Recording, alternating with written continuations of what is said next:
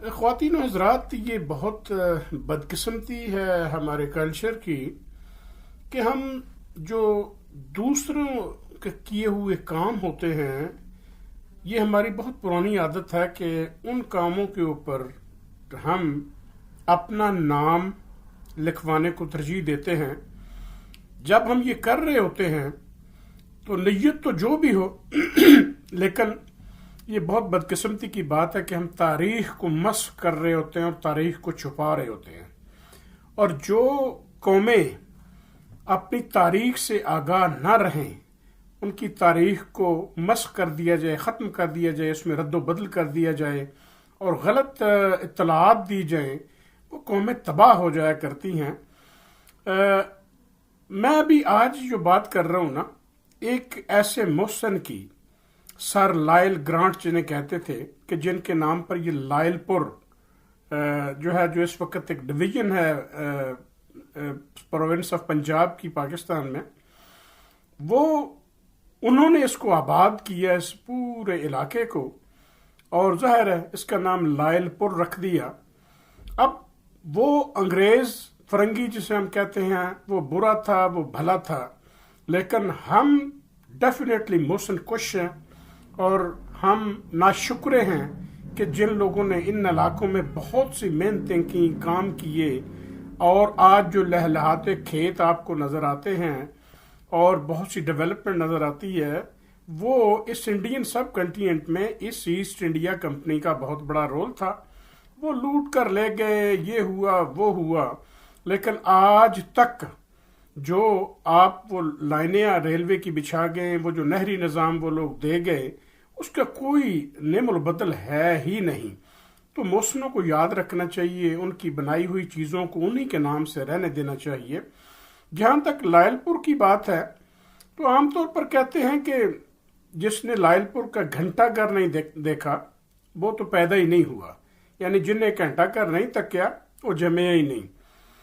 لیکن اگر اس کی تاریخ پر نظر دوڑائی جائے تو انگریز دور میں 1892 میں سانتل بار کے علاقے کو سیراب کرنے کے لیے دریائے چناب سے ایک نہر لوئر چناب نکالی گئی، پھر لوئر چناب سے مزید 3 نہریں نکالی گئیں جن کا نام جھنگ برانچ، گگیرا برانچ اور رکھ برانچ ہے۔ ان نہروں نے راوی اور چناب کے درمیانی خطے ساندل بار میں زرعی انقلاب برپا کر دیا۔ پوری بار کے اندرونی علاقوں کو راجباؤں اور کھالوں سے مربوط کر کے دنیا کا بہترین نظام آبپاشی وجود دیا، وہ بنایا۔ ساندل بار پنجاب کا ایک خطہ ہے جو راوی اور چناب کے درمیان رچنا دوآب میں واقع ہے۔ یہ خطہ تقریباً 80 کلومیٹر چوڑائی اور 40 کلومیٹر لمبائی پر مشتمل ہے۔ اور یہ بار کا جو لفظ ہے نا، یہ مقامی زبان کا لفظ ہے جس کے معنی ہوتے ہیں گھنے جنگلات، کہ اس پورے علاقے میں جب یہ نہریں نہیں تھیں، یہ غیر آباد تھی، تو اس میں گھنے جنگلات ہوا کرتے تھے، اور جہاں نہری نظام دستیاب نہیں ہوا کرتا تھا، یہ بار ساندل کے نام کی وجہ سے ساندل بار کہلانے لگا۔ ساندل پنجابی رہنما عبداللہ بھٹی کے دادا تسلیم کیے جاتے ہیں۔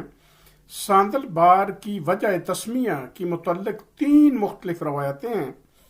ایک یہ کہ عبداللہ بھٹی کے دادا کا نام بجلی خان عرف ساندل تھا، دوسری شاہ کوٹ کی پہاڑیوں کے ڈاکو سردار کا نام بھی ساندل تھا، اور تیسری روایت یہ ہے کہ جنگل کے چوڑوں کے سردار کا نام چوڑ خان عرف ساندل تھا۔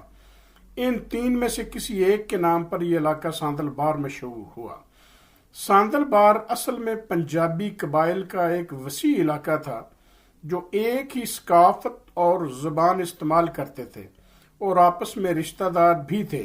اس بار کا زیادہ تر حصہ ضلع جھنگ میں واقع تھا، لیکن موجودہ دور میں ساندل بار میں جھنگ، فیصل آباد، ٹوبہ ٹیک سنگھ، پیر محل، ننکانہ صاحب، چنیوٹ، حافظ آباد اور شیخوپورہ کے کچھ حصے شامل ہیں۔ نہروں کا پانی ہر جگہ پہنچانے کے بعد ساندل بار کے جنگل کاٹ دیے گئے، اور یہی کہا جاتا ہے کہ یہاں شیشم کے گھنے جنگلات ہوا کرتے تھے جو کہ یہاں سے اس کاٹی ہوئی لکڑی کو برطانیہ لے جا کر وہاں کی تزئین و آرائش کے کام میں لایا گیا۔ 2500 ایکڑ کے حساب سے گاؤں آباد کیے گئے۔ ان گاؤں کے نام کے علاوہ نہر کی مناسبت سے نمبر بھی الاٹ کیے گئے۔ بار کے تمام گاؤں کا ایک نقشہ اور ایک جتنا ہی رقبہ رکھا گیا۔ 1 مربع زمین پر آبادی اور باقی اس گاؤں کا زرعی رقبہ تھا۔ ہر گاؤں کا نظام چلانے کے لیے ایک نمبردار مقرر ہوا جو مسئلے مسائل حل کرتا تھا اور عابیانہ وصول کرتا تھا۔ ایک چوکیدار تھا جو امن و امان کو کنٹرول کرتا تھا۔ ایک ٹائم کیپر مقرر ہوا جو سرکاری گھڑی کے مطابق کھیتوں کو دیے جانے والے پانی کا حساب رکھتا تھا۔ ان کے علاوہ ہر گاؤں میں ذیلدار سفید پوش بھی رکھے گئے۔ یہ سب لوگ علاقے کے پٹواری جو پورے علاقے کی زمینوں کی خرید و فروخت کا حساب رکھتا تھا اور تھانے دار سے رابطے میں ہوتے تھے تاکہ انگریز سرکار کے خلاف کوئی سازش کرنے والے پر نظر رکھی جا سکے۔ 1857 کی جنگ آزادی میں کئی پنجابی خاندانوں نے انگریزوں کا ساتھ دیا تھا، اس لیے ساندل بار آباد کرنے کے دوران ان خاندانوں کو انعام کے طور پر وسیع رقبے الاٹ کیے گئے۔ ساندل بار کو آباد کرنے کے لیے مشرقی پنجاب کے اضلاع ہوشیارپور، جالندھر، لدھیانہ، امرتسر، فیروز پور، گرداسپور، سیالکوٹ کی تحصیل شکر گڑھ سے کسانوں کو مرایات دے کر یہاں آباد کیا گیا۔ زرعی پیداوار کو بڑی منڈیوں اور ملک کے دور دراز کے شہروں تک پہنچانے کے لیے سڑک اور ریلوے کا نظام بنایا گیا۔ یہ سب کرنے کے بعد ساندل بار میں ایک بڑا اور مرکزی شہر بسانے کا منصوبہ بنایا گیا، جس کے تحت 1896 میں رکھ برانچ کے ایک گاؤں چک نمبر 212 رے بے میں نئے شہر کی بنیاد رکھی گئی۔ شہر کا نقشہ وقت کے مشہور انجینئر پوفن ینگ نے بنایا۔ سر گنگا رام اس کے معاون انجینئر تھے۔ پوفن ینگ کو شہر کے بیچ زمین انعام میں دی گئی، جس میں ایک گاؤں ینگ والا آباد ہوا جہاں پوفن ینگ کے مزارے رہتے تھے۔ بعد میں اس گاؤں کی زمین پر زرعی یونیورسٹی بنائی گئی۔ ینگ والا گاؤں آج بھی یونیورسٹی کے پیچھے یونیورسٹی کے اندر اس کی حدود میں آباد ہے۔ سر گنگا رام کو بھی زمین دی گئی مگر انہوں نے لینے سے انکار کر دیا۔ چک نمبر 212 کے 110 ایکڑ رقبے پر برطانوی جھنڈے یونین جیک کے ڈیزائن کے مطابق شہری تعمیرات کا آغاز ہوا۔ ایک مستطیل قطع زمین پر اس کے چاروں کونوں کو سیدھی لکیریں ملاتی تھیں اور جہاں مستطیل کے مرکز اے لکیریں ایک دوسرے کو کاٹتی ہیں، وہی شہر کا مرکز ہے، جہاں گھنٹہ گھر کے گرد ایک چھوٹا سا لان ہے۔ مستطیل سے جڑی یہ 8 لکیریں شہر کے 8 بازار ہیں۔ ان سب بازاروں کو ایک لائن گول بازار کے نام سے آپس میں ملاتی ہے۔ مستطیل کے چاروں جانب سڑکیں بنا کر اسے سرکولر روڈ کا نام دیا گیا۔ اس کے بعد پٹواری، تحصیلدار بار کے ہر گاؤں میں گئے اور کسانوں کو شہر میں دکان خریدنے کی دعوت دی۔ 8 بازاروں کی زمین 1 روپے فی مرلہ کے حساب سے فروخت کی گئی۔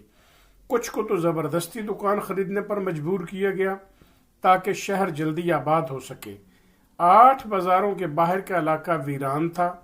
شہر سے باہر ایک اونچا ٹیلہ پکی ماڑی تھا جہاں چند کچے مکان تھے۔ شروع میں شہر کا نام پکی ماڑی ہی تجویز کیا گیا، جس کا باقاعدہ نوٹیفکیشن جاری ہوا۔ اس کے بعد نام بدل کر دریائے چناب کے زرعی رقبے کی وجہ سے چناب کالونی رکھا گیا۔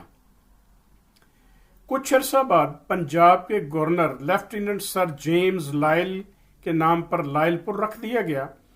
ڈاکٹر بہاری لال کے بیٹے لالا موہن لال نے 1897 میں اپنے خرچے پر ریل بازار کے آخر میں کیسری دروازہ بنوایا۔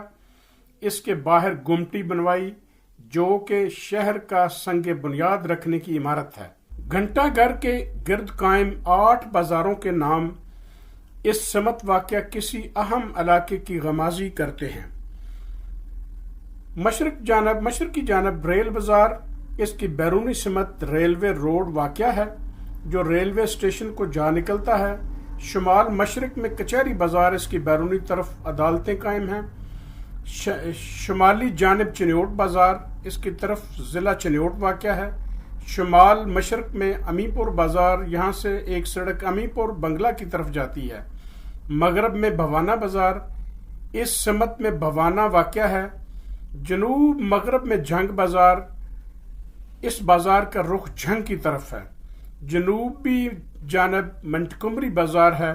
اس بازار کا نام ساہیوال کے پرانے نام منٹکمری کی وجہ سے رکھا گیا جو اسی سمت واقع ہے۔ جنوب مشرق میں کارخانہ بازار، اس جانب قدیم دور میں کارخانے قائم تھے جن میں سے چند ایک اب بھی باقی ہیں۔ گول بازار، یہ بازار مذکورہ بالا 8 بازاروں کو 2 حصوں میں تقسیم کرتے ہوئے گزرتا ہے، اور اس گول دائرہ نما بازار کے ذریعے وہ سب آپس میں جڑے ہوئے ہیں۔ پہلے یہ علاقہ تحصیل چنیوٹ کا حصہ تھا۔ 1896 میں لائل پور کو تحصیل کا درجہ دیا گیا۔ شہر کی تمام بنیادی تعمیرات اور سرکاری دفاتر 1896 سے 1899 کے درمیان تعمیر ہوئے، جس کے بعد اسے 1899 میں سب ڈویژن بنا دیا گیا۔ 1898 میں کارخانہ بازار کے باہر میونسپلٹی عمارت اور چنوٹ بازار کے باہر ٹیلی گراف دفتر بنایا گیا، جہاں آج کل PTCL ہے۔ 1904 میں مکمل ضلع کا درجہ دے کر سمندری، ٹوبا ٹیکسنگ اور جڑا والوں کو اس کا حصہ بنا دیا گیا۔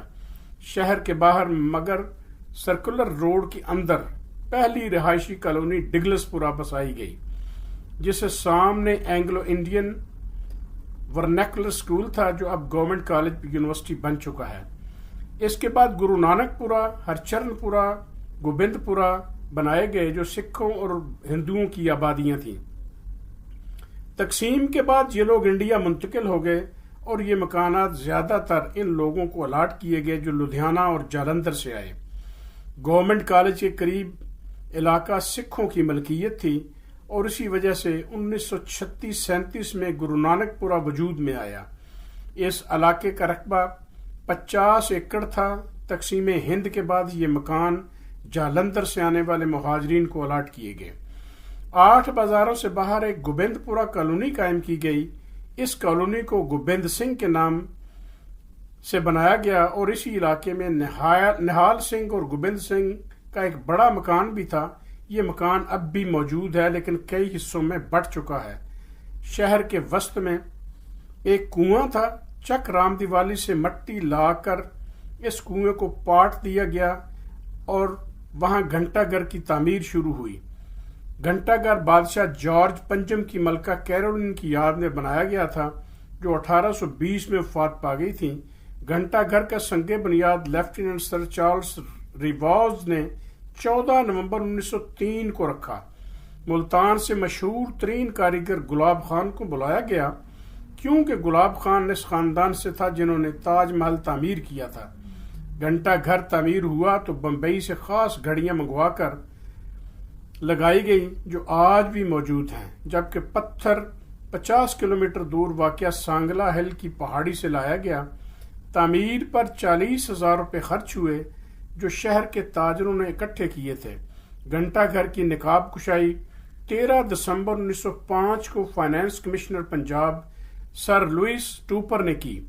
4 منزلوں پر مشتمل اس عمارت کی کل اونچائی تقریباً 100 فٹ ہے، جبکہ اندر کی طرف ہر منزل پر پہنچنے کے لیے سیڑھیاں بنائی گئی ہیں جو آج بھی گھڑی کو چابی دینے کے لیے استعمال کی جاتی ہیں۔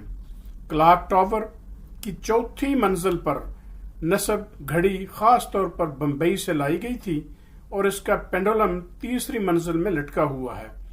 گھنٹہ گھر کی تعمیر کے وقت اس کے گرد 4 فوارے بنائے گئے جو کچہری بازار، امی پور بازار، جھنگ بازار اور کارخانہ بازار کی سمت موجود تھے اور انہیں 8 بازاروں میں سے دیکھا جا سکتا تھا۔